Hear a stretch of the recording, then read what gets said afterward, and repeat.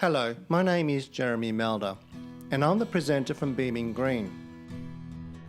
Before we start, I would like to acknowledge that this podcast is being held on the traditional lands of the Bundjalung people and pay our respects to elders both past, present and emerging. Welcome to Season 2 of Beaming Green, now available on YouTube or your favourite podcast platform. We offer an array of inspiring guests speaking about their life experiences on topics including sustainable living, environmental issues and human sustainability. So whether you're a seasoned eco-warrior or just starting your sustainability journey, Beaming Green has something for everyone. So join us for Season 2 and let's beam some green together.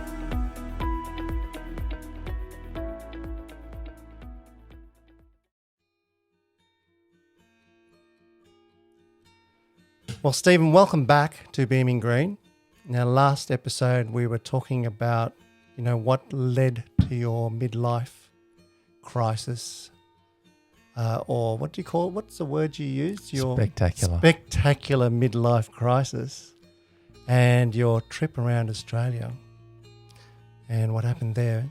But I guess we're interested what happened next. You kind of moved to another state, and things really moved from there, didn't they? Yeah, they did. So I guess at the bottom of the midlife crisis and the cause for the midlife crisis, the spectacular midlife crisis, was a real sense of not knowing what was going on and what was the cause of this discomfort that I was experiencing. And when I found out, recognised, became aware that it was about my concern around the direction in which our species is going. And, we talked about, we're both campers, and we talk about going to a campsite, and it's a bit of a downer when you get to the campsite and it's, there's mess from other people that have been there. And even when it's pristine, it's just such a joy to go to a pristine campsite. And what I like to do, and I know you do as well, is that when we leave the campsite, in an even better situation. And I guess what I see as us as a species is we're not leaving the campsite, being the metaphor, the world in as good a shape as when you and I joined it 50-something years ago. And that really gets to me. So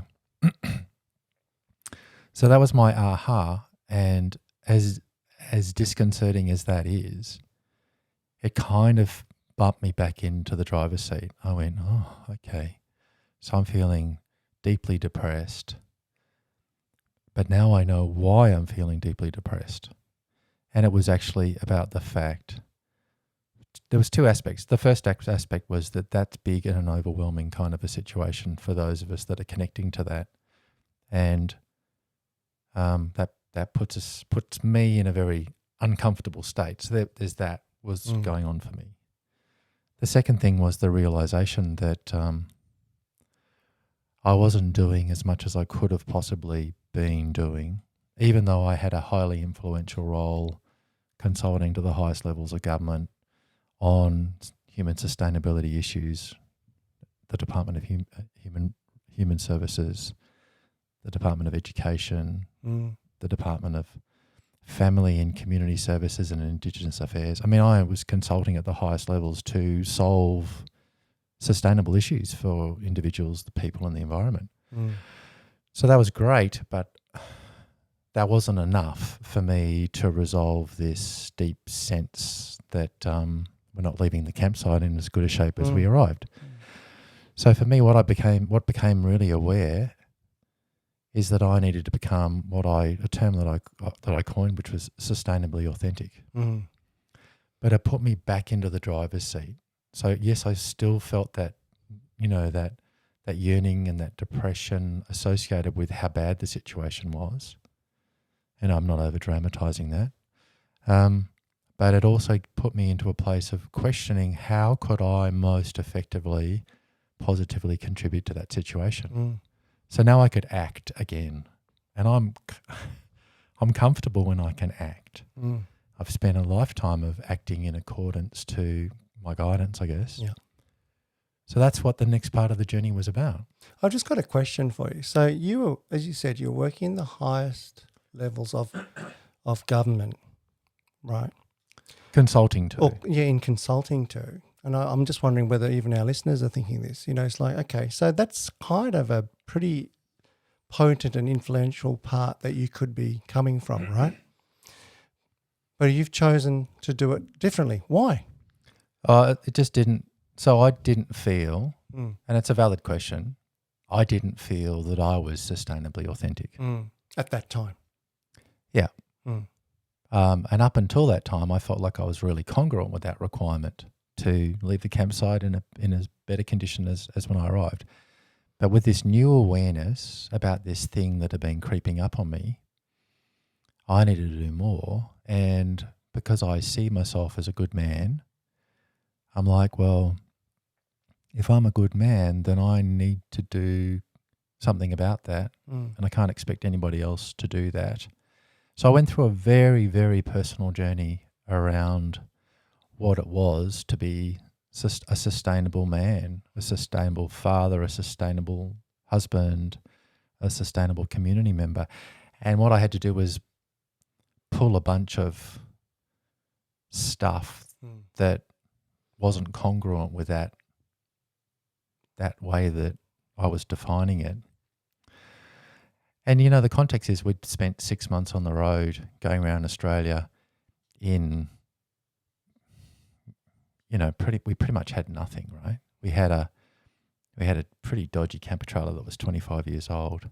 We cooked our meals on a gas stove. We had a tiny little solar panel that provided all of our electricity requirements, and we were living an abundant, enriched kind of experience. Mm. There was no compromise in that for me, Yeah. except maybe we're burning a bit more diesel than I would have liked. But my footprint in Canberra, where we lived, we had this huge house that was very energy inefficient in summer to cool and be comfortable, and very energy inefficient in winter to heat. Mm. And I went, well, that's just not congruent with this man I want to be. Yeah. And I could have probably built a mud brick house or something in Canberra. But Canberra also didn't seem to be the place anymore now, because my work there, obviously when I was consulting to federal government, it was appropriate for me to be there then. Sure. But I had a bigger job to do, which involved all aspects of myself, but started, you know, with me. Mm. All change begins within, and then to us personally, and then my experience is it ripples out from there into our primary relationship, my wife, my kids, my family members, my parents if they're still alive. My mum was still alive, my dad wasn't alive at that point. And it was about becoming authentic in that manifestation of myself without sounding too woo-woo.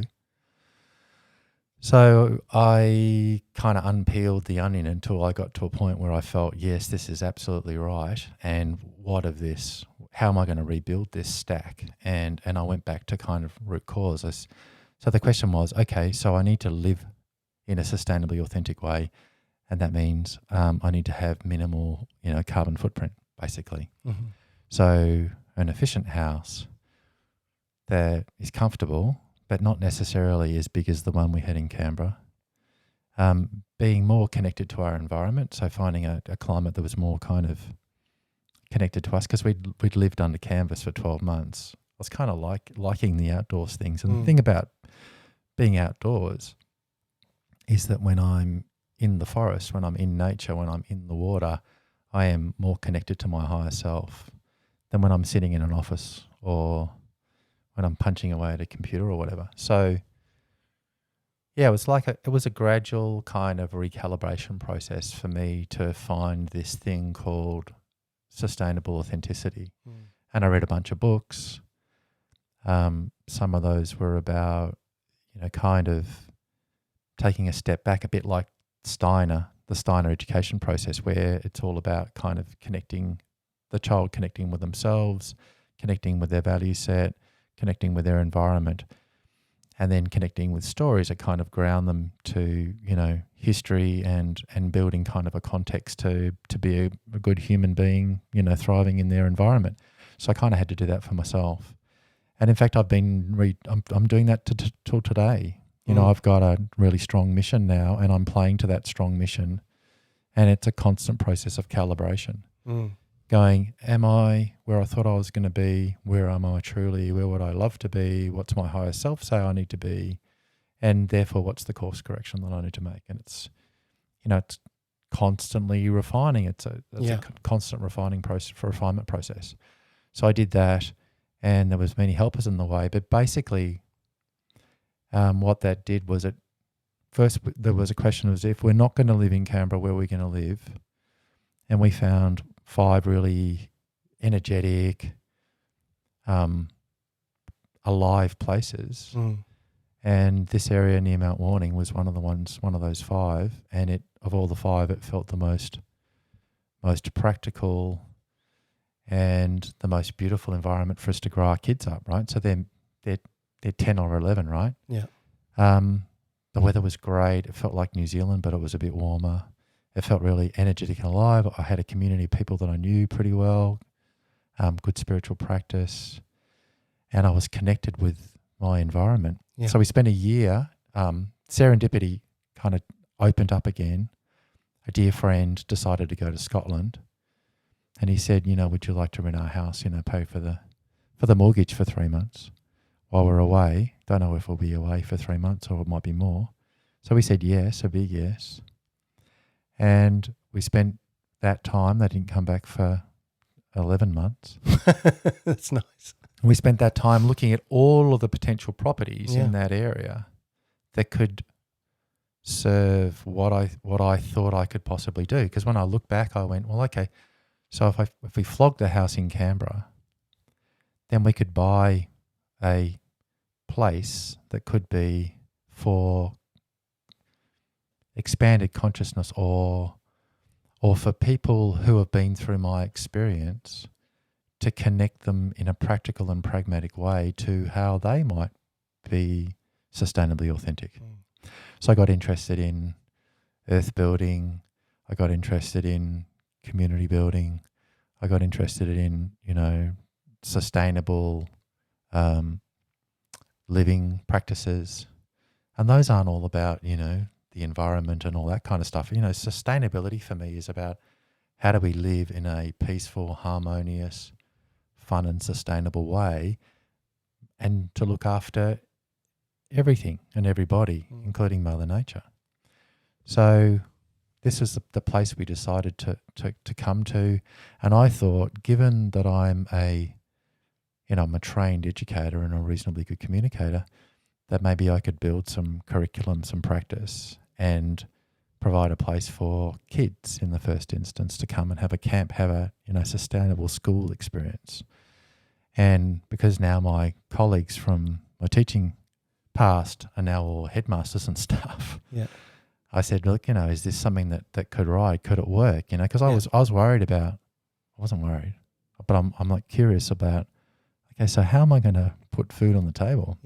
And live, and make a contribution? And it's like, that's a pretty big question, right? And it's a big question that everybody has when they're going through these moments of transition.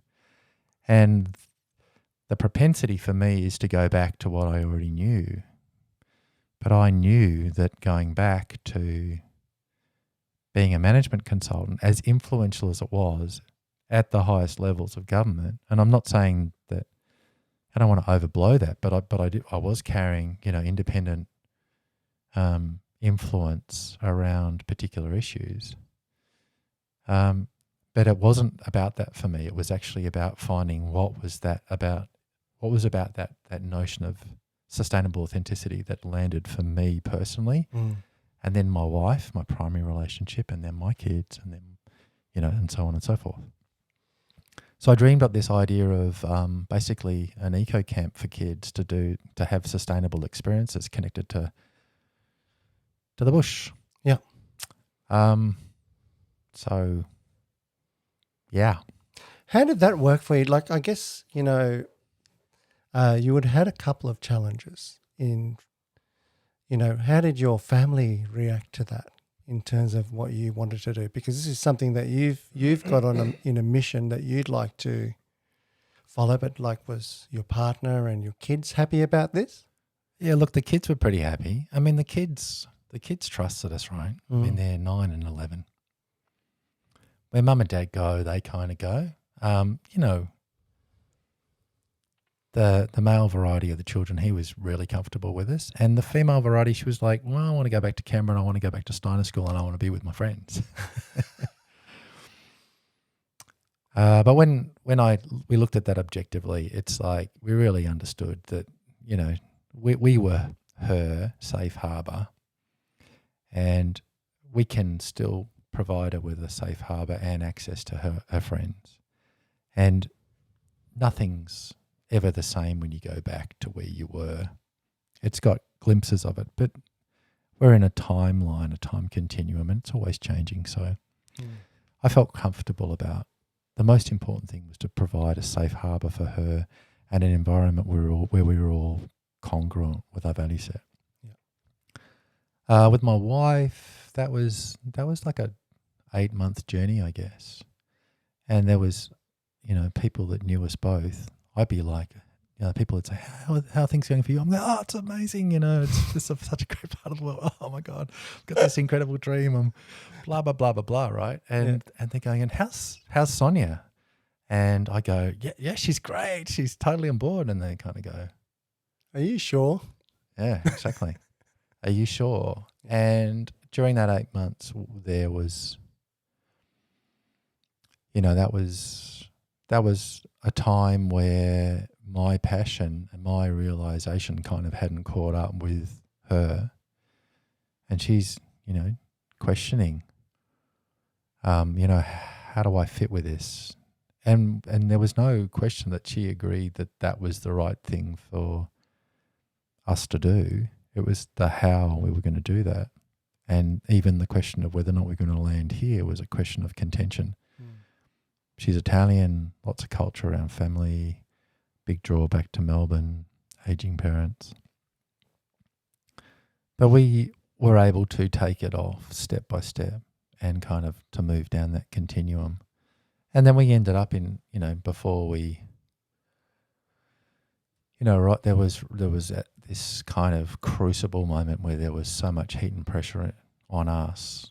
And I remember one day where I was literally in tears and I said, look, I'll just give this whole dream away if that's what you want me to do, because I'm more committed to you than I am to anything else other than my own kind of personal development. And in that moment, I think she then believed me probably for the first time again in 8 months. And she's like, okay. And it kind of something snapped. I mean, what she wanted was she wanted everything that I was choosing, and she wanted for my dream to have infrastructure rather than a bare piece of land, because I was looking at 1,000 acres. That's right, I remember. And no infrastructure. So she wanted a house, not so unreasonable for a wife and a mother. She wanted a sealed driveway.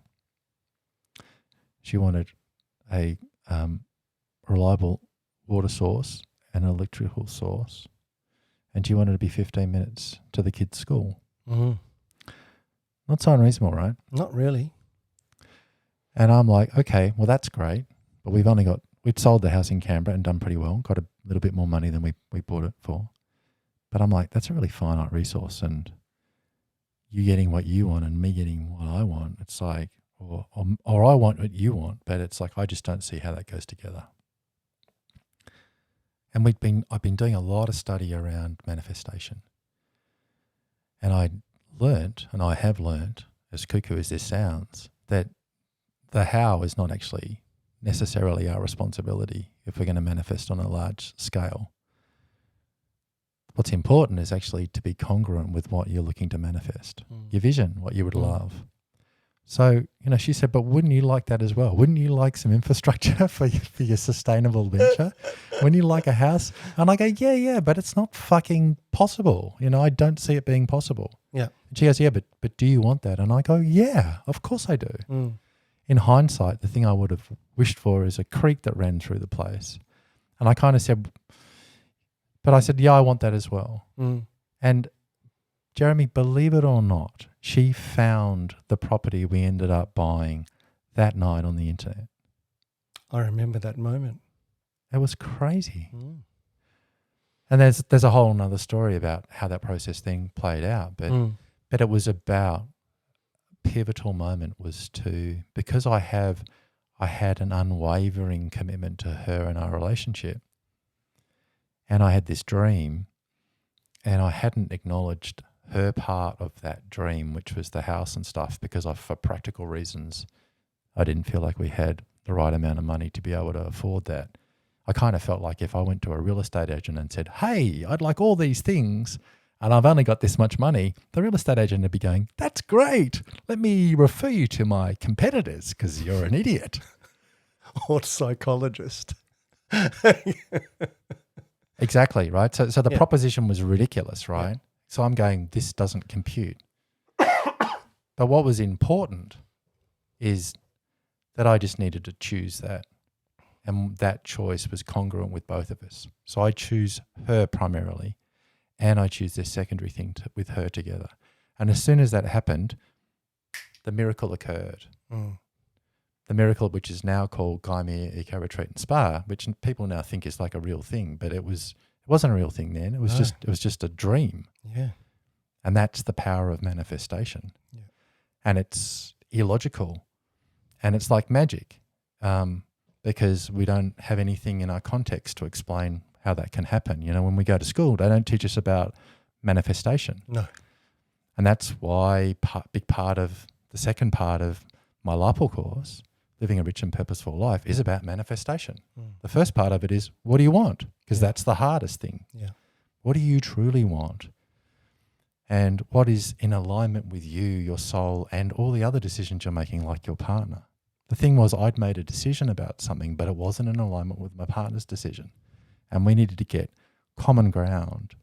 And when we got that, ridiculous as it sounds, this thing manifested. Yeah.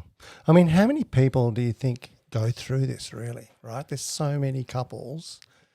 It's even a struggle doing it on your own, but, you know, even with couples, there's quite a big negotiation and actually coming onto the same level ground. It's like, how do you get to that point, you know, with someone? Because we're all different. We really are. It's like you might love each other to pieces, you know, but at the same time, you know, you want what you want, the other person wants what they want, and you've got to marry that too. So I think that's, you know, a successful outcome that you and Sonia have achieved, because I can see how it's manifested now, years along, you know, down the track.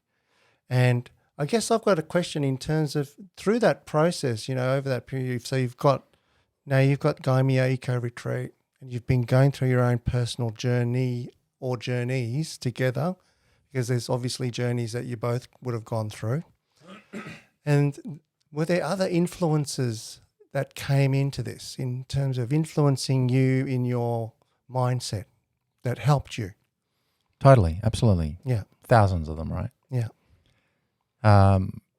Yeah, and the thing that, so I just want to say a little bit about what you were talking about with Sonia and me. I think everybody goes through it. Mm. The thing is that there doesn't seem to be culture in our contemporary Australian environment to say, hey, firstly, these crises are normal. Mm. And you got to do the work for yourself first and foremost. If you get a realization, a transformation, the next stage of that process is you need to harmonize that in your environment. And as part of that, your environment might change. Like a relationship might break down because it's no longer congruent with who you truly are. And I think that's to be celebrated. Yeah. But also, I don't think that's the default answer, because I see so many marriages that finish when the kids are, 10 or 11 or 12 or 13, 15, 16, because the parents finally go, oh, great, the kids don't need me anymore now. Now I can go and be me, because I no longer love her or him. And I think that's firstly a bit dangerous, that notion, because for me, that process that Sonia and I went through for 8 months, that could be orchestrated in a much more efficient and effective way if there was somebody who was guiding us. But we had to do that on our own, or it felt like we had to do it on our own. So I'm like, part of me is going, where is our human culture to help us to navigate these very identifiable moments in our lives, in our life's journeys? And we don't have to jettison relationships in order to evolve, but we do need to do something in the relationship to support the evolution of the relationship. So I just wanted to say that. So I think that in our future, Sonia and I have got some work around relationships. Sure. To come back to your other question, I think everybody's going through, significant moments of transition. I've mapped 60 of them. They are unavoidable. Some of them are good, some of them are bad, some of them can smash you to the ground, and some of them can kill you. I've seen those things. You get people having heart attacks without sounding woo-woo, right? I don't think all this is just associated with, physical conditions. I actually think there's some other things in play. It's kind of like manifesting, like miracles. It's like if I don't listen to what my soul's agenda is, like I get smashed. It's like a big wave that smashes me to the ground and grazes my face. I have had that experience. I'm a science guy, and I go, if I'm not in alignment with my soul's agenda, I get the shit kicked out of me occasionally. I totally get that. Like with my rheumatoid arthritis, my body is giving me lots of signs, that there's something going on and I need to listen. Like you, other people listening might think it's woo, I agree, but you do. It's about, for me, I've now got this aha thing that I just have to slow down a bit. I'm going too fast. I'm overworking it. I'm not approaching it in the right way. All of these things are signs, I think. Exactly. And I don't know about you, but when I get back into a pattern that's not supporting my highest good, my symptoms turn up. Your rheumatoid arthritis is my depression.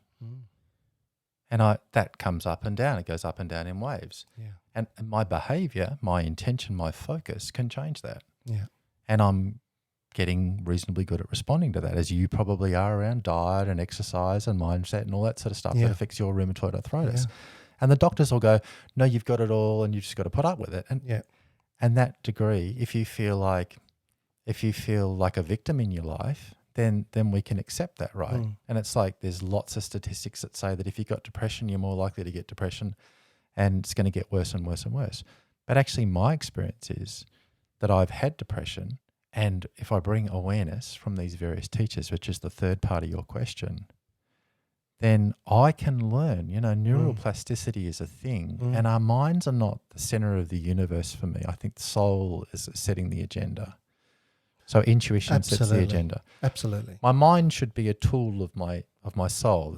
If I look at the hierarchy, soul's orientation is like key for me. I agree with that, Stephen, because I think that a lot of us, including myself over time, have recognized this, that you can get so caught up in what's going on up in your head. But really, ultimately, there is a soul agenda within yourself. And you might not be aware of it, but you have to surrender a little bit towards that and say, okay, I don't have the answer because you're trying to run this from your head. But if I quieten myself, plonk myself in nature, I might get a little bit of an answer for it. Do you know what I mean? I always find in nature there's an answer comes through. In nature there's an answer, and that's profound, mate. Exactly. And that was my realization as well, because my antidote to my lack of understanding during the spectacular midlife crisis, my antidote was to sink into my family and to sink into nature and to be in awe. And as part of that process, the answers kind of flowed. But I had so much going on up there. Like I talked about it being, clearing my internal mailbox. Yeah. I wasn't able to hear it, but definitely the antidotes were family, doing stuff that I love, the things that enrich me, and immersing in natural environment. And then from there, when I was starting to do the rebuild, so I was reading a bunch of books, I was, going back. So almost nobody helped me to understand how to navigate to the aha moment of what was the root cause of my spectacular midlife crisis. Psychologists had a crack at it, but maybe I'm slow or whatever, but nobody really helped me with that. But after I had a realization that I needed to become sustainably authentic, I could then start to dialogue with people, and I was just dialoguing everywhere, attending, kind of Melbourne sustainability conferences and traveling to New Zealand and, getting deep in some of my spiritual practices and, just going to workshops and all that kind of stuff. And I guess what I was doing then was going, okay, so I'm an optimizer, right? I class myself as an optimizer. And that made, and complex problem solver. And that made me a pretty good management consultant, because I'd look at the entire frame, maybe greater than the frame, and then diagnose what the issues were, and then look for pragmatic and implementable solutions. So I did that to this situation, right? Because what my hypothesis is, okay, so this is my hypothesis. So if we're not leaving the metaphorical campsite in the right shape, so how do we get to a place where we do that? For me, first part of it is that we need to get everybody connected to source. Yeah. Not connected to what they think they should be doing, but getting them connected to what's important. So that's the first thing. And then the second thing is then to provide them with a mechanism by which to then start to move towards their own version of functionality, if you will. So as part of that process, I realized that I needed to model for myself and then potentially others what my version of sustainable authenticity was about. So having an eco retreat, a place of consciousness that's connected to a beautiful environment, allowing supporting transformational growth and change, that's like a great thing to do, right? So that's where we were tracking towards, and I had myriads of teachers there, and also myriads of opportunities to waste time and to go down rabbit holes and all that kind of stuff. And I guess as part of my journey, I've just learnt the power of my mind, but also the power of just listening to my gut feel, listening to my intuition, and saying yes to that, even if it doesn't always logically line up, because that allows me still to make quicker and better decisions. So, so for me, it was about getting a feeling of a person or a book or whatever, and going, is there value there? Even though it may not seem logical, then if I feel it, just do it. And even if it felt logical and it didn't feel right, then not doing it. Just following that path and getting better at that, and taking a personal diary of, where I feel like I'm making progress towards my mission, co-creating peaceful, harmonious, fun and sustainable world. And when I'm not, I did a whole bunch of men's work actually. Yeah. And we came together around Mankind Project, right? That's right. And Mankind Project, I got almost that complete mission came down to me in one of the processes. And I will be forever grateful for that process, right? And so, there's lots of opportunity for growth and getting out of ourselves. But, for me, it's about, I feel like my role is to help make some of these kind of wisdom of the ages things more accessible for people. And I don't care how to do that.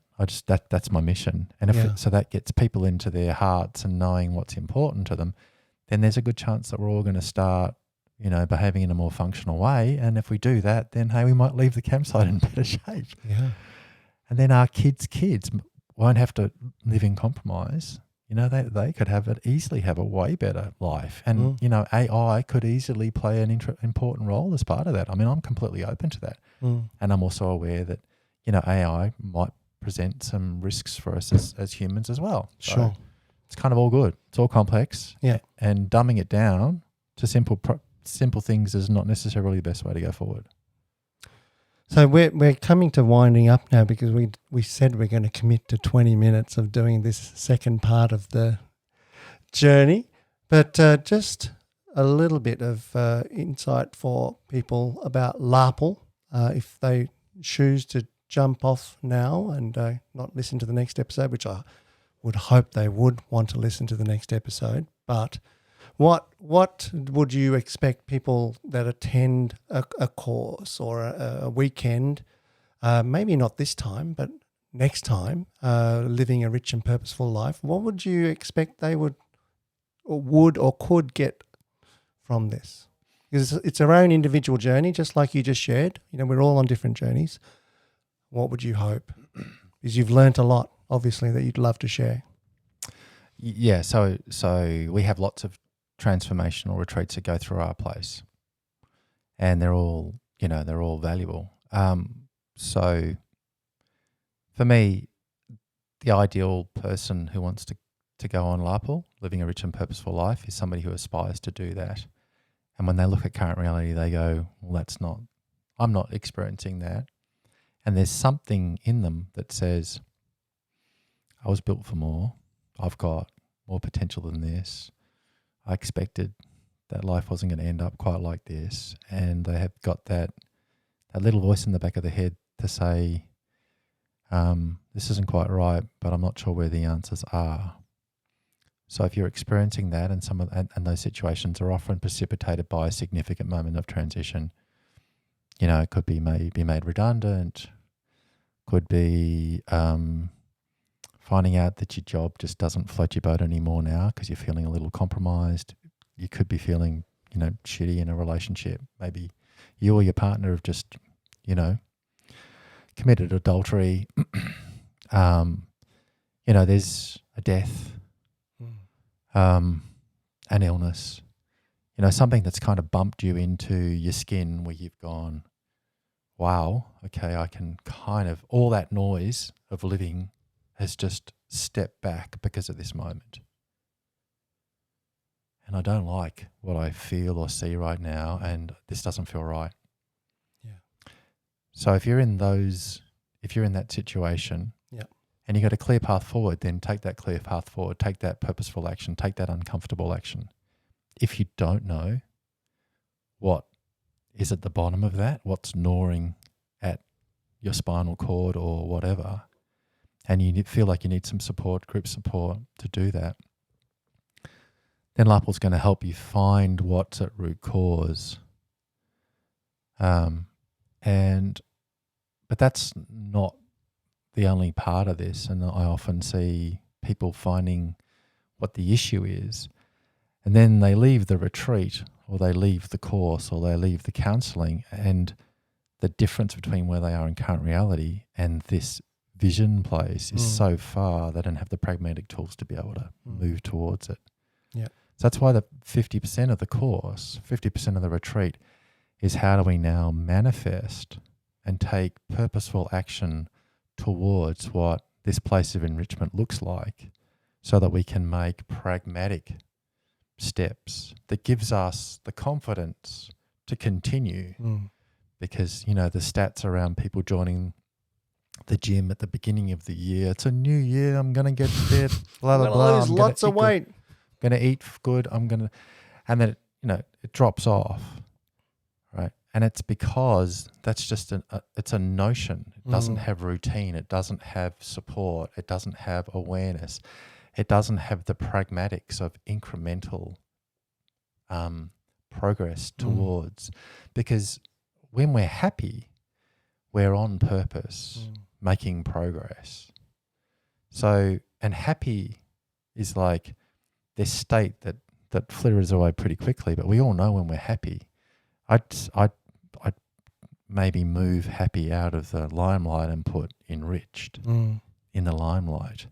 Enrichment provides us with like this furnace of power to make progress, and every time we enrich, and LARPL's got this circle of enrichment, 12 areas of enrichment. Every time we make an investment in one of those little units, it powers the rest of the ring. And identifying where you're over-investing potentially and where you're under-investing in your circle of enrichment, because the under-investment leaks energy. So if you're not taking care of, you're not playing to your talents and strengths, you're kind of compromising yourself. You're doing it really hard in your vocation because you've said no to being the artist or the musician or the accountant or whatever it is, being good with numbers, whatever it is. If you're saying no to that and you're playing your second fiddle or your third fiddle, that leaks energy out of your circle of enrichment.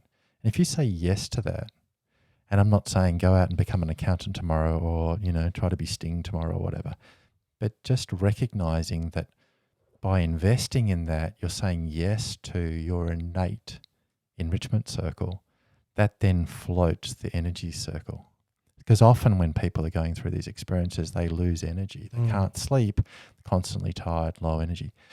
So for me, the manifestation, the second part of the retreat, that the 2+ days of the second half of the retreat, is around how do we manifest and how do we put in place the routines and the checkpoints to allow us to be supported to go forward. So the guys end up with a buddy who has got a vested interest in supporting them because it's also reciprocated. It's an important thing, isn't it, in terms of getting support, because a lot of people feel very alone in their journeys, and providing support is an element that can help alleviate some of that. Massively. I mean, you and I share a men's group, right? We turn up to men's group every week. Why do we do that? Because we're getting support from men, and because knowing where we need to go is one part of the process. The second thing is then tracking progress towards that. How are we tracking how towards are we going, that? and what are the obstacles, and who else has got some help that might be able to, and that's that's incredibly valuable. So if you're on an evolutionary journey and your partner's not there with you, firstly, get your partner there, have that conversation that I had with Sonia. But even without that, having a journey partner who's come from the retreat with the tools and the orientation and wants to support you and you want to support them, it's a beautiful unit, right? Absolutely. And I think that's, that for me is going to be where a huge potential is going to come from this retreat. And I haven't seen it done very well before. Okay. Because it's about having, it's about, the retreat person or the counselor or whatever continuing to have to be paid in that process. There's constant energy that's being expended by you, the participant.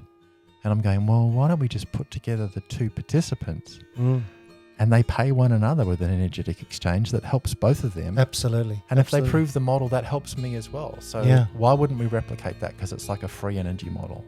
Absolutely, Stephen. Look, I want to thank you. I think our listeners can see that you've got a lot of passion behind what you're talking about here for sure.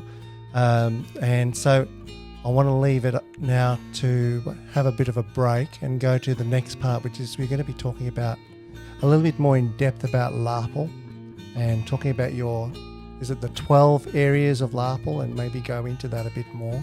So as I said in my first episode, Stephen's offering a great discounted price for Beaming Green listeners. So I would encourage you to go to larpl.com.au and register your interest and mention that you have listened to Beaming Green and that you'd love to come, or register for the next one. And then he's actually going to keep in touch with you and give you hopefully another discount for the next one if you can't make this one. But it is selling up fast, I hear.